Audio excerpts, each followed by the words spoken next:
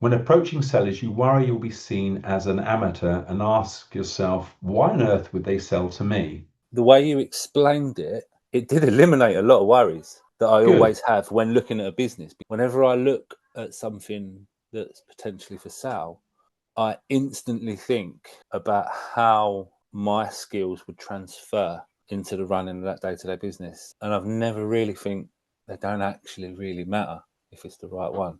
I'm just using your words. You feel like a fraud. When approaching sellers, you worry you'll be seen as an amateur and ask yourself, why on earth would they sell to me? And feeling like you're faking it until you make it.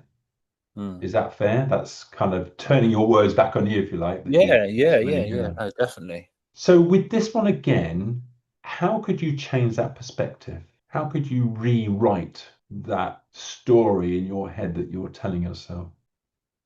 Don't know. Again, I'm thinking about a million different answers Yeah. here. Well, let me Don't ask you a question. Let me ask you two questions.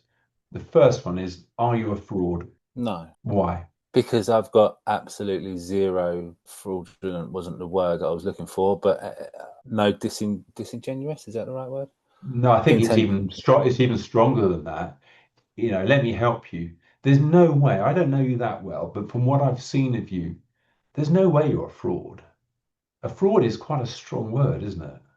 Yeah, If if someone was being fraudulent or acting fraudulently, that's pretty serious, isn't it? That's imprisonable. I mean, I'm taking it to the extreme of yeah. how you're perceiving yourself as a fraud. Yeah, I'm sorry, I'm being harsh on you, but I'm trying to put the reality here of, and don't worry, I'm not. Don't take it the wrong way. I mean, this is all going up here for you. Yeah. I'm a fraud. Bloody hell, no, you're not, are you? Well, no, I mean you're right. The legal sense, the legal meaning of the word is quite strong. But I don't know. Maybe like, well, not even scamming. Scamming still is a strong word because I'm not. I don't know. I don't know.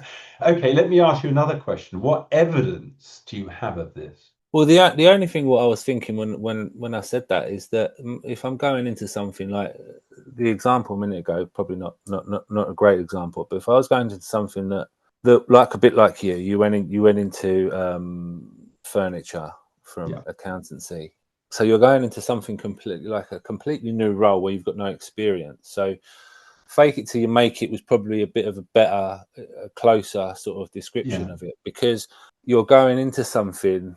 One, you don't want to go. You don't, do you or don't you want to go up to the seller and say, look, I haven't got any experience in this area. Do you want to be that honest and say, I've got no experience in this area, but I'm absolutely determined to do everything within my power to continue and make this succeed because I don't want to, I've got these responsibilities of staff members and stuff like that. The last thing I want to do is, come in and just kind of sell the company, split the company up, and ruin the company. I don't want to do that. So, do you want to be that honest with the seller? But then, if you're not, and you're kind of misleading them in a way where you're trying to sort of sound like you know what you're talking about, because you want, obviously, if you're looking at buying something, you want to buy it, but you want the seller to have trust in you. trust is a different aspect to what we're talking about here. Can I help you here? I suggest people buy big businesses. A, because it's a proven market at scale and it's likely to have bigger profits and employees to run the business. So if you go back to my story a minute ago, but I'll use that story from a different perspective. I was telling you that story because I was saying how scared I was on my way to go to that business. But if you now look at what I said or listen to what I said, at the end of the first day, it carried on as it had done the day before. Well, actually, not quite because this was Monday on the Friday. Okay. So I went on the Monday. It was under the last ownership on the Friday. And the key point of why I suggest you buy big businesses, take the £5 million business you're potentially going to be looking at. The thing you need to be looking at is, has it got employees that run that business? Okay. Yeah. It doesn't matter that you don't know about that business per se. because the employees will run it. So the day I walked in there on that day, the receptionist knew how to answer the phone, take the calls, book in the appointments. The designers knew how to go out and design the furniture. That carried on. I didn't know how to do that per se. The guy that used to set out the furniture that came from the design drawings came through. This guy used to set it out so that it could be put down into the factory to be made into the furniture. He carried on doing that. The guys in the factory carried on making the furniture from those set out diagrams to the dimensions. The deliveries of all the materials for that carried on coming in.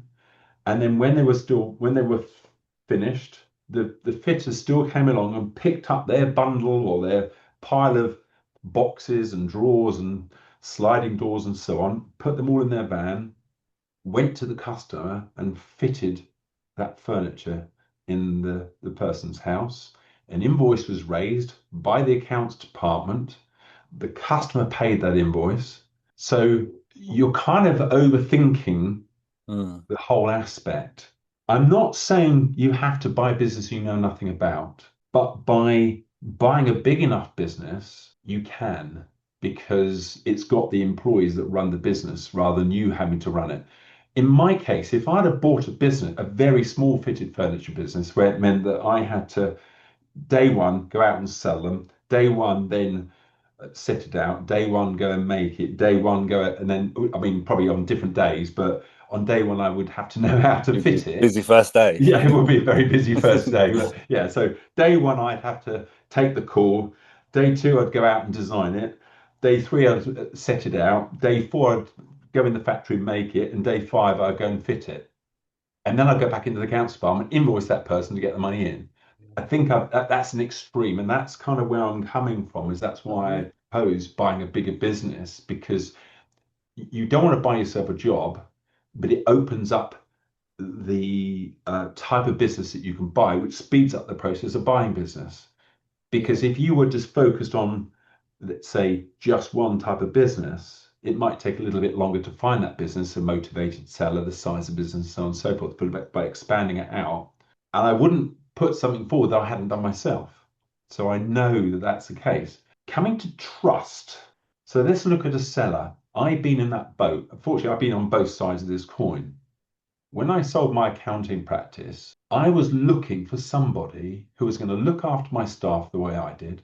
Someone was obviously going to pay me the money. There was a deal, but the money wasn't as important as finding someone that would also look after my clients, because I'd built up, I mean, I had that business for 10 years and there were certain clients that I cared about all of them. I didn't want some Perth shyster coming along and shafting all my clients. I care. That's me. I cared.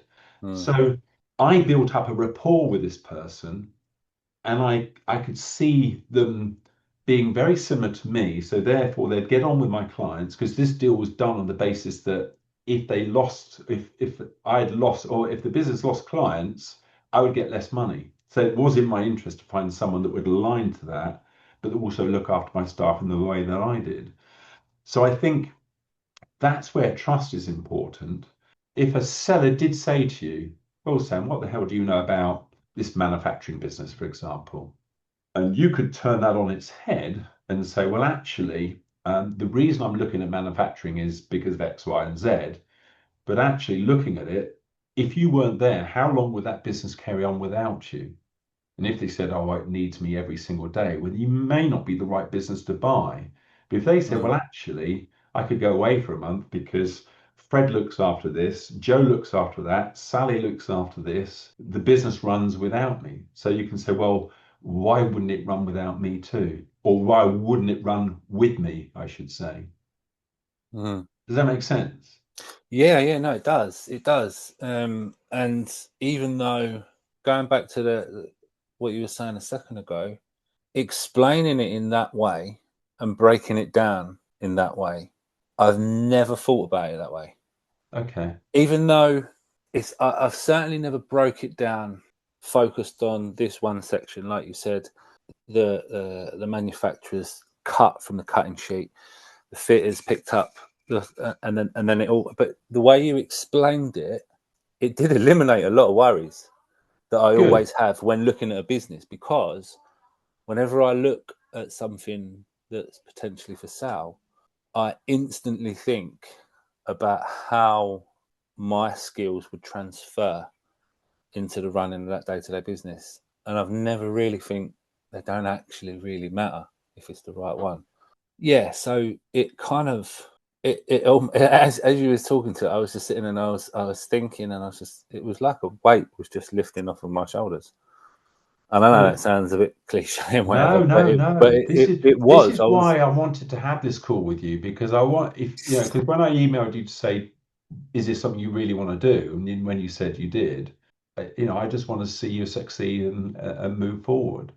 What is still important though is that with any business, it does have key components. One of them, and you wouldn't want to buy a business without them, is employees. mm, Now, something that you need to have the skill of is to manage people. So if you feel that you are able to manage people, that's a transferable skill, whether they're a group of people in this business or that business. If you can manage yeah, people, you can manage people, right? A business will have customers. Now, there are going to be problems in both those areas. They're probably the two key headaches of any business owner: employees and customers. Now, unfortunately, it's always with everything, it's the minority that spoils it for the majority. yeah. And most of the customers will flow under the bridge, and they'll you'll sell to them, they'll pay their invoice, and everything flows through nicely. But you'll have that 1 or 2% of people that take up all your energy and all your focus, and it's dealing with those. Now, again, it may not be you actually having to deal with that per se. You may get Frida or Fred come to you and say, "Oh, we've got Fred." No, let's think of another name. James, sorry, it's going to be too many Freds and Fridas. James has been a right pain as a customer. He's got this problem, that problem. So you can analyze the problem and say, right, I'll go back to him and say this or that or the other. So you won't be on the cold face per se, but as long as you can make decisions and as long as you can work with people, then that's fine. You're just Even when replacing the owner. And if you've got a good rapport with that owner, and if you think that you could slot into that business as that person, then why not? even even when you gave that example there of James the paying customer, I almost was like, I'd be happy to go and talk to James, and I just Well, there you envisioned go. going to speak to James and trying to resolve the problem. There you go. Like, I know it was obviously hypothetical and everything, but there was no concern there whatsoever. It's like, that's no problem. I can sort James. It's not a Yeah. problem. And whether it's because he's not happy with the widgets he's received, or whether he's not happy because he's had his, double glazing fitted wrongly or upside down, or, in my business, I don't know, asked for glass doors and he got mirrored doors, or whatever the problem is, you have people within that company that understand that business. And if necessary, can explain it to you in layman's terms and say, well, actually, what this means is X, Y, and Z. Oh, well, okay. Well, let's go back to him. I'll pick up the phone to James and say, look, come on, I'm sure we can sort this out. We've messed up, or you've misunderstood it, or whatever the case may be, and just deal with it head on, which is what you seem to be happy to do. So, Yeah.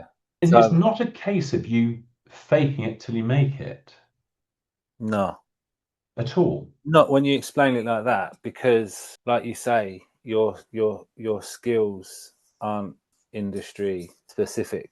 Those kind of skills, No. they're like, well, generic skills where they've Yeah. got to be. They're transferable, aren't they? Yeah, Yeah. in anything. So yeah, you're right. If you're not dealing with whether it's manufacturing furniture or anything else, if you're not dealing with the day-to-day running of the business itself, and you're dealing with more transferable, general kind of people skills, almost, Yeah. And that's business I not had, concerning at all. It's yeah, not. and the business I had or part owned before this was a care business. Now, when I invested in it and I took it over, I was the MD, FD of that business. and I largely ran it. I had the other directors that were inputting into it, but largely I was the one that really pushed that business forward. But what did I know about care? I mean, I understand, elderly care and other concepts of it, but I didn't go out and care for the Put them in elderly. front of a telly. Yeah, Put them in front of Countdown. Yeah, there were situations where I stepped in and did some of the roles, which I did actually in the fitted furniture business.